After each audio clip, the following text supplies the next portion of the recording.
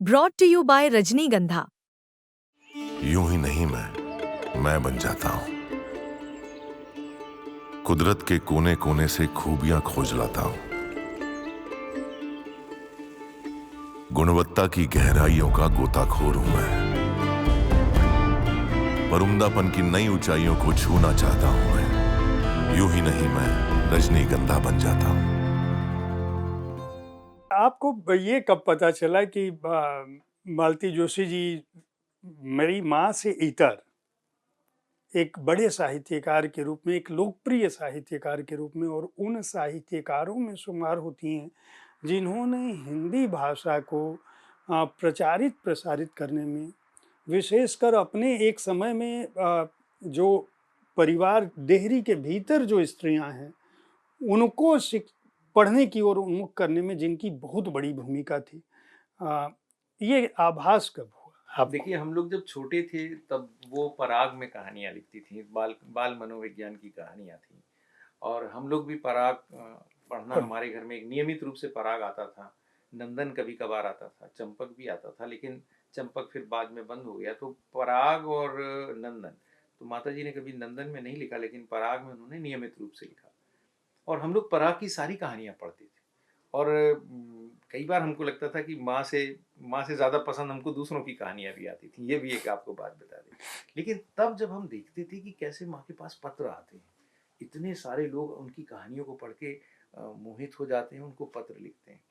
फिर उनकी 1971 में धर्मयुग में पहली कहानी छपी, टूटने से जुड़ने तक। और उसके बाद जो सिलसिला हुआ, तब हम देखते थे कि उनके प्रशंसकों की संख्या अपार है। आज शायद ये मैं बताऊंगा तो लोगों को विश्वास नहीं होगा। हमने बोरा बोरा भर के चिट्ठियां हमारे यहाँ रिसीव की हैं। और वो चिट्ठियां आती थी, फिर उनको वो उत्तर लिखती थी। तब हमको लगा कि नहीं, ये धीरे धीरे हमारी माँ। लेकिन एक और बात बताऊं आपको, मतलब ये शायद ये भी एक अजूबा है कि उन्होंने कभी अपना लेखकीय रूप घर वालों पर आरोपित नहीं किया। कभी हमसे ये नहीं कहा कि तुम आज यहाँ खाना अपने हिसाब से देख लो, या आज सब लोग बाहर चले जाओ, मुझे लिखना है। कभी नहीं कहा कि मुझे एकाकीपन चाहिए क्योंकि मुझे लिखना है। हमारे घर हमेशा रिश्तेदार आए, पिताजी के मित्र आए, हमारे सारे रिश्तेदार आए, मेरे मित्र आए, बड़े भाई के मित्र आए। कभी किसी को उन्होंने बिना खाना खाए जाने नहीं दिया। खाना खुद हाथ से बनाकर खिलाया। अतिथि हमारे घर हमेशा रहे। आतिथ्य सबका बराबर हुआ। हमको भी कभी नहीं कहा कि, हमने कहा अगर कि हमको ये पढ़ाई में ये समस्या है, हाँ पहले मैं उसको सुलझाती हूँ। तो एक जो हमको सबको लगता था कि ये लिखती कब है। हमसे लोग पूछते थे कि ये कब लिखती हैं। हमें भी आश्चर्य होता था कब लिखती हैं। या कभी आपने देखा हो कि अक्सर होता है ना कि एक टेबल है लेखक की, वहाँ बैठेंगे और वहीं लिखेंगे। ऐसा कुछ नहीं था। उनके पास एक संदूक होती थी, लोहे की छोटी सी संदूक।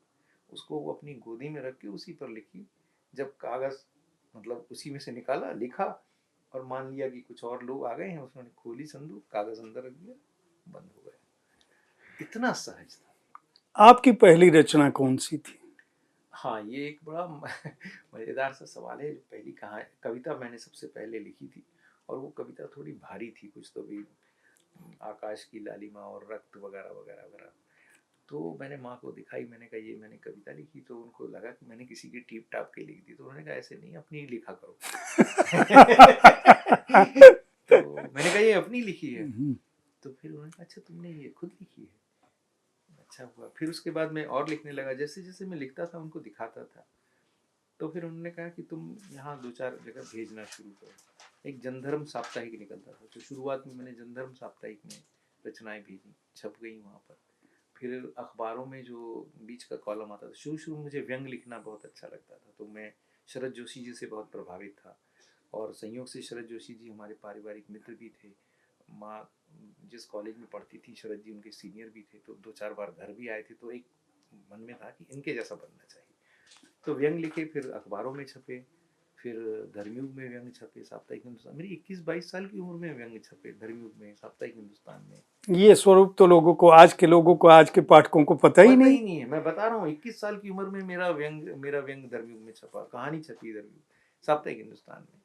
तो एक बार भारती जी ने माता जी से पूछा कि ये एक कोई सच्चिदानंद जोशी करके लिखता है, वो पता आप ही का रहता है, तो ये आपका कौन हुआ? तो फिर माँ ने कहा कि ये मेरा बेटा है। अच्छा, बोले बेटा है? उनको आश्चर्य हुआ। ये पत्र व्यवहार ही होता था उन दिनों, फ़ोन वगैरह तो थे नहीं। फिर बीच में ये शौक सवार हुआ कि मैं पत्रकारिता करूं, तो मैंने धर्मयुग में उप संपादक के लिए भर दिया, तो वो चयन भी हो जाता। पर भारती जी ने लिखा कि बम्बई की जो ज़िंदगी है वो एक संघर्ष वाली ज़िंदगी है, शायद आपका बेटा कर नहीं पाएगा।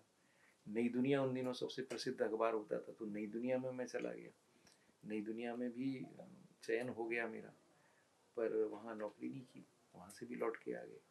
लेकिन अंततः लगा था कि पत्रकारिता की कहीं ना कहीं जुड़ना है, तो फिर पत्रकारिता विश्वविद्यालय की नौकरी की और लगातार कई वर्षों तक रहे। डॉक्टर जोशी, आपकी जो रचनाएं हैं, आपकी जो कहानियां हैं, वो कहानियां आम जनमानस से इस तरह से जुड़ी हैं, उनकी रोजमर्रा की जिंदगी से जुड़ी हैं।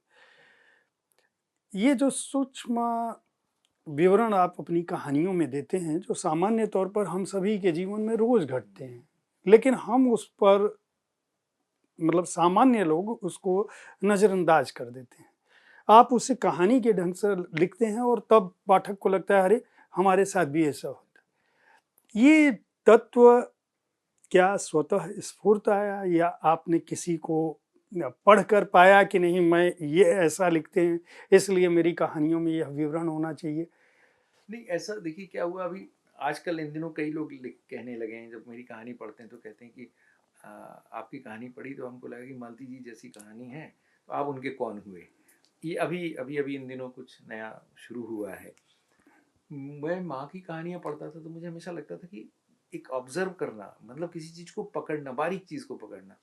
अच्छा, बिना हल्ला किए। माँ तो कहीं बाहर भी नहीं जाती थी, जो घर में या आसपास सारी चीज़ें देखती थी। मैं कही ये कितनी बारीकी से सारी चीज़ पकड़ लेती हैं।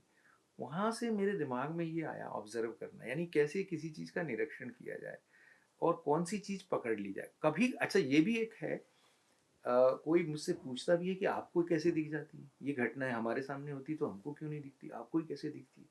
तो ऐसा हो ही जाता है। मैं कोई सायास करता हूँ ऐसा नहीं है, पर पता नहीं कोई चीज़ है वो मुझे एकदम से ध्यान में आ जाती है। अच्छा, जो ध्यान में आ जाती है तो कौन सी चीज़ आपको कहाँ पिंच कर रही है ये समझ में नहीं आता। तो अभी अभी एक आपको मज़ेदार बात बताऊँ। एक जगह मैं किसी कार्यक्रम में गया, तो वो एक बड़े आजकल है ना, 5 सितारा 7 सितारा होटल में सारी चीज़ें इवेंट इवेंट रहती। तो हम गए तो शायद हमें लगा थोड़ी देर हो गई है, देखा तो मंत्रोच्चार शुरू हो गया था। तो हमारी श्रीमती जी बोली, मैं देखो आपसे कहा था देर हो गई। वहाँ गए तो देखा तो मंत्रोच्चार तो हो रहा था, लेकिन ना दूल्हा है ना दुल्हन है ना कोई है। तो देखा कि वो इवेंट मैनेजर जो है वो मंत्र पढ़ने वाले बच्चों की रिहर्सल करा रहा है और फिर उनसे कह रहा है कि जब जैसे ही दूल्हा यहाँ आएगा तो ये मंत्र ऐसे बोलना, फिर ये मंत्र ये ऐसे बोलना। तो वो मैं बड़ा आश्चर्य करने लग गया। फिर धीरे से जब वो जो हमारे होस्ट थे वो इधर उधर हुए, तो मैंने धीरे से उस बच्चे से पूछा, मैंने कहा आप कहाँ के हो आप? तो मालूम पड़ा कि वो किसी वैदिक गुरुकुल के विद्यार्थी हैं।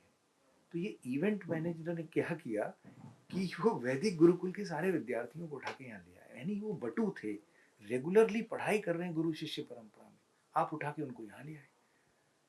और उनको जैसे इवेंट मैनेज जैसे, और उसके बाद मतलब जब एक्चुअल इवेंट हुआ तो पहले बच्चों ने मंत्रोच्चार किया, वहाँ से दूल्हा आया और फिर दूल्हा जैसे ही विवाह मंडप की ओर जाने लगा तो फिर वहाँ पे वो कुछ काले कपड़े पहन के मशाल लिए अजीमो शान शहंशाह वाला गाना बजाने लगे। तो मुझे इतना ज़्यादा गुस्सा आया तो मैंने उस पर एक बहुत करारा व्यंग लिखा, और लिखा तो कई लोगों की प्रतिक्रिया आई, पर सबसे बड़ी प्रतिक्रिया मेरी श्रीमती जी की आई। उन्होंने कहा लोग अब तुम्हें बुलाना बंद कर देंगे, कहीं तुम्हें बुलाया जाओ चुपचाप अटेंड करो, खाना वाना खाओ।